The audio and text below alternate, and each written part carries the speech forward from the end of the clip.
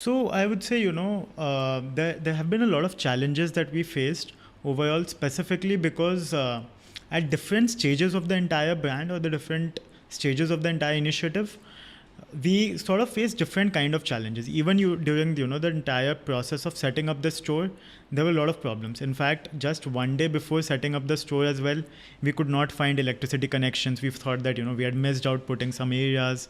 What we could do, we could not get a lot of products that we had to set it up here, and there were a lot of different problems. But I would say, some of these problems had an inherent solution also for us, and that hope and motivation for us as well.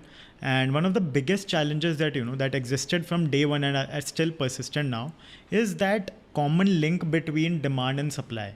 Earlier when we started, specifically when we are dealing with artisans, and this is not a machine made initiative, so it becomes very difficult to scale up, because in order to scale up you need to have more artisans. In order to cater to bulk projects, you need to have more artisans. And the kind of community that we were dealing with, that was a very old community. There were people who were, the average age of the community was around 55, who knew this craft. So for us as kids of 20, 21 years of age, to teach them or to tell them, this is how you need to make the products, or these are the kind of products that would be needed, was very difficult to gain their trust. So I would say till now, the main challenge that we have always faced is to gain that trust of the artisans.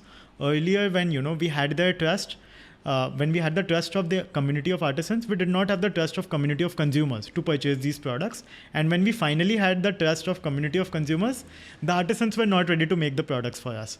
So we always used to be in that situation that it was very difficult to balance both of them.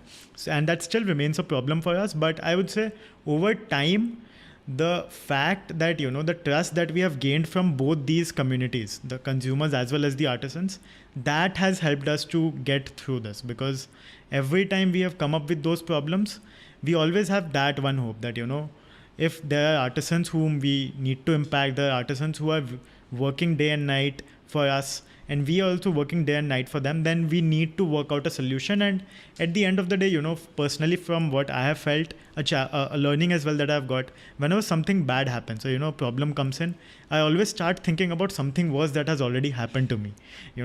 Let's say if an artisan says that we can't make this product, or one day before the confirmation of a bulk order, they're like, we can't execute this on the timeline, then I immediately start thinking about something worse that has happened and that has got solved as well. So I'm always like, if that something that challenging could be solved, then why not this? And I guess that is something that has helped our entire team to get through different kind of challenges, to get through that sort of phase, and to build P-Tal to a stage where it is right now in some way.